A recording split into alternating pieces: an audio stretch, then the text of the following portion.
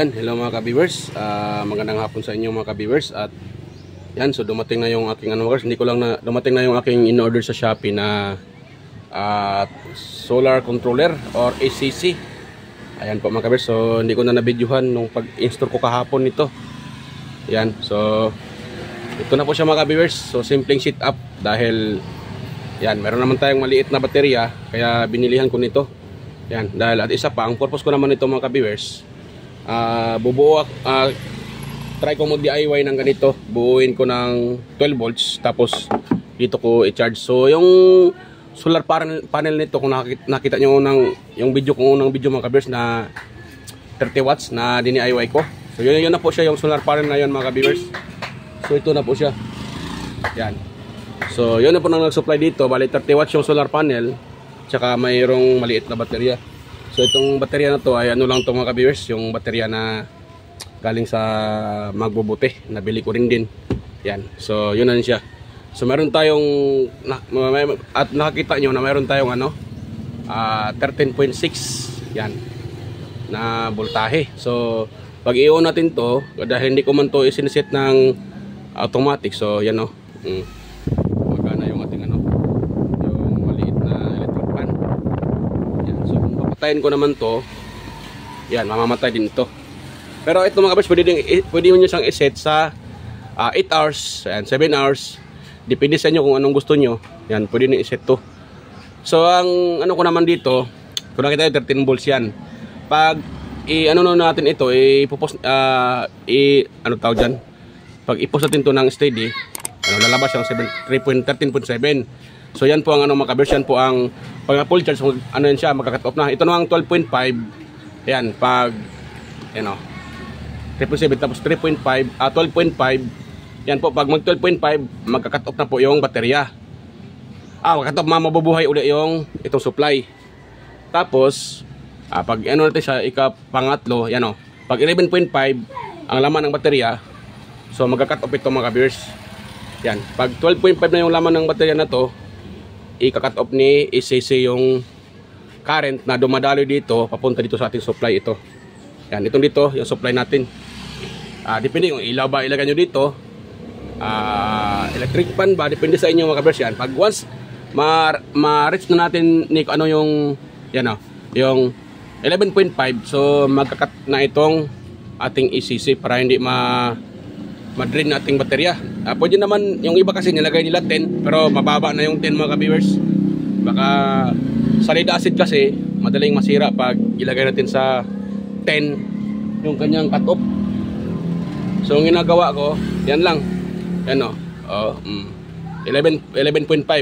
So 11.5 magkakat na tong supply ng baterya. So hindi na niya tatawirin dito yung supply papunta sa ating tulad dito nilagay ko yung electric fan ko nga DIY.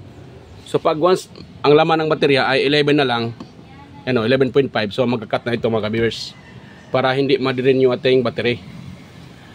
Sa settings naman niya, pag ganoon yung mga ka-viewers, ayan, i-unpause siya. So wait lang ha, yan 3.7. Tapos kung gusto niyo i-set sa 24 na nakalagay, gusto niyo i-set yan, i-pause niyo siya ng steady. Pag may-blink yan, may-blink na yan. So pwede niyo yung dagdagan. Gawin niyo ba siyang yan 24 or wait lang ha. Yan 22. Yan, depende na sa inyo anong ilang hours yung ilagay niyo. Pag ilagay niyo naman sa so naka-manual yan. Pag naka 24 hours yan, naka-manual yan. Pag babalik naman yan, i-post lang natin to ng steady. Yan yan, nag-stop na. Nakita nyo as usual 3.7 yung ating 13.7 yung laman nating baterya mga ka-viewers. Tapos dito naman yung nakalagay na B1. Sa manual kasi nito mga ka-viewers, ang pwedeng i-charge dito ay lead acid battery. Ito yung mga flooded.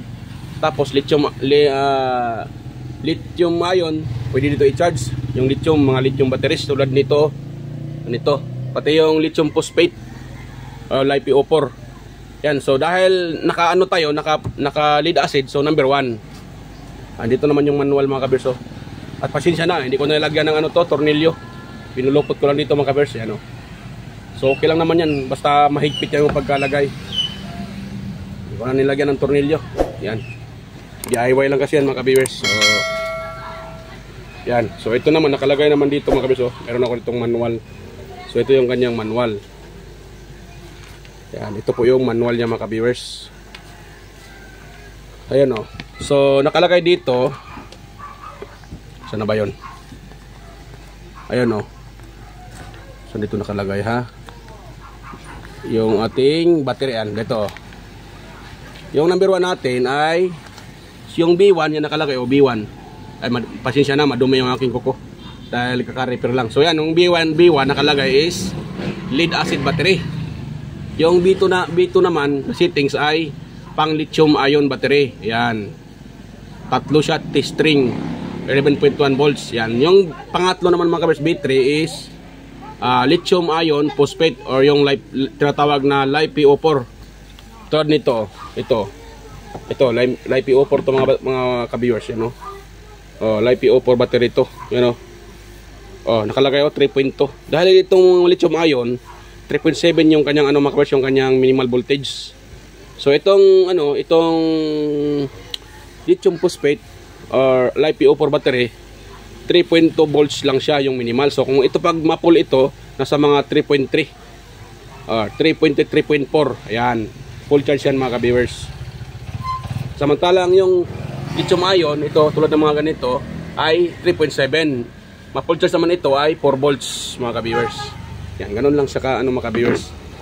Yan, so nakalagay dito. Yan, kung kayo po ay gusto mag-DIY ng mga ganitong simpleng setup, ito kasi mga ka-viewers ay pang ko lang yung ito, gagamitin ko dyan at pang charge ng yung mga ganito, baterya na 12 volts. At gusto nyo naman sa cellphone, ito pwede. Ito kasi mga ka-viewers, yung dito niya ay hanggang 2 ampere yung kanyang binibigay na amperahe pang charge sa ating cellphone. Yung kulay blue, dalawa kasi itong ganito.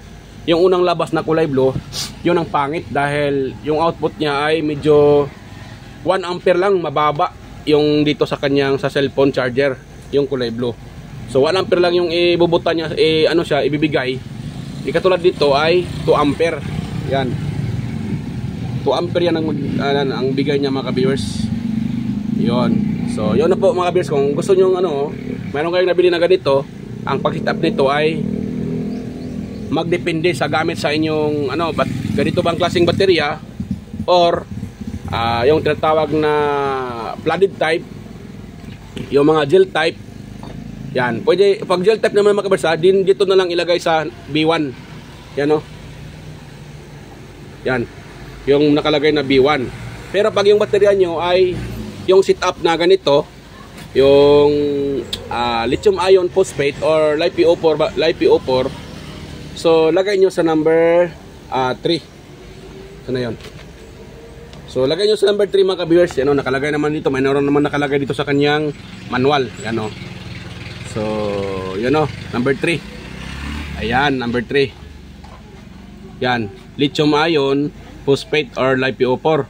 So sa assemble naman pag LiPo4, 4 string siya. Bale ibig sabihin 4 na ganito.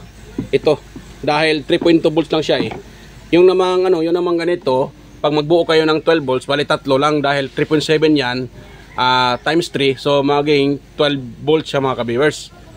Yan, hindi katulad ng ganito, kailangan nyo ng 4. Yan, 4 siya para makabuo kayo ng 12 volts. So nakalagay dito, hindi naman siya mahirap intindihin mga ka-viewers. Nakalagay naman dito yung number 1 ay yan is lead acid battery, number 2 lithium ion, number 3 LiPo4 or lithium ion phosphate.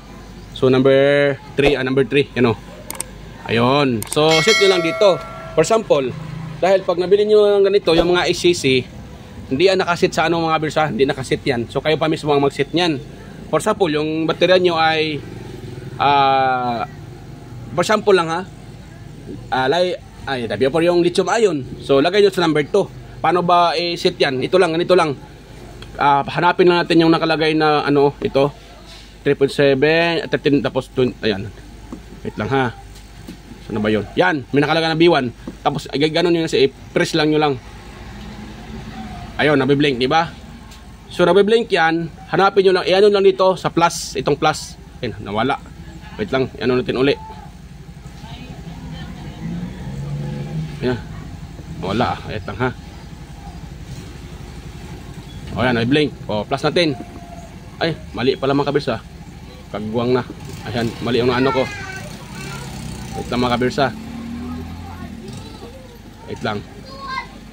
Yan, hanapin natin dito sa B. Yung nakalagay na B. Yan, B. Battery yan siya.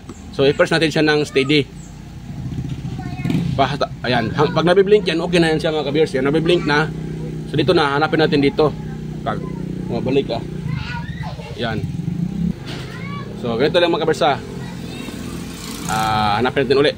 Na ano ako maingay yung mga bata sa labas. Ayan. So, i-press natin siya.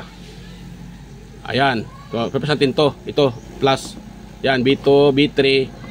Yung B, ayan, B3, B1. Yun na yung lead acid. Number 1. Number 2, ito, number 2. Yun na yung lithium ion. Number 3, lithium phosphate or LiPo4. Ayan. Pero pag ginagamit nyo ganito tulad sa akin, so, sit nyo lang sa, ano lang, sa, ano bang tawag doon? Ayan. Wala. Sit nyo lang sa, ano yun? Kagwang na. Ayan na. Sit nyo lang sa ano, ito, sa B1. Ay, press natin yan yung mga ka-viewers. Ayan. So, dito sa minus B1. Ayan, B1. So, pagbalik naman para maano yan, masit. So, i-press natin ito na uli. Ayan. Ano lang mga ka-viewers, oh. So, try natin na. Hanapin natin kung nag-sit ba siya uli. Ayan. O, yan, oh. O, B1. So, ganun lang mga ka-viewers ang tawag dyan. Ganun lang ang pag-sit niya ng mga ganitong klaseng ano. So, simple lang naman yan mga ka-viewers dahil simple sit up lang. At madali lang naman siyang i-operate. Yan. So, ganun lang mga ka-viewers. Pero kung gusto nyong sit up na ano, sit up na yung pang malakihan, so wala tayong ano ngayon mga ka-viewers dahil wala naman akong pang-afford na para ano sa inyo. Mahal kasi yun mga ka-viewers, yung solar sit up na pang malakihan. So pero try natin ano, hanapan ng paraan, baka makaipon-ipon tayo at makabili ng ganon. So try ko mag-assemble ng mga pang malakihan. Ito kasi pang simple sit up lang siya mga ka-viewers. Magamit ko lang kahit mag-blackout, meron akong kuryente. Yan. So ang purpose lang naman nitong ACC or solar charge controller ay para hindi ma-overcharge yung ating baterya. Yan. Yan. Safety siya dahil ang ano sa baterya ay 14 volts lang mga ka-viewers or 13 hanggang 14. So safety yung baterya. Pag full charge na yung baterya, automatic ikakat naman niya yung supply para hindi na mag-charge nung wala nang papasok dito papunta sa battery. Pag full na yung baterya mga ka-viewers. Ayan. Ganun lang mga ka-viewers. Ayan. Mga ka-viewers, hanggang dito lang mga ka-viewers yung ating ano, yung ang video na to. So ayan, kung mayroon kayo nakuhang kunting idea mga ka-viewers, akong i-share tungkol sa mga simpleng solar setup. So sana wag yung kalimutang mag-like at i-subscribe yung aking channel mga ka-viewers. Ayan. At huwag na rin kalimutang i-share sa iba. Yan, para makatulong tayo. At sa mga master natin dyan ay huwag nyo nang intindihin tong aking sinishare dahil para lang to sa mga katulad ko na nag-DIY na ano lang. At hindi naman tayo professional mga ka-viewers. Yan. So, yung itong sinishare ko ay para lang po talaga sa mga gustong mag-DIY na ganito, na panggamit pang ilaw. Yan.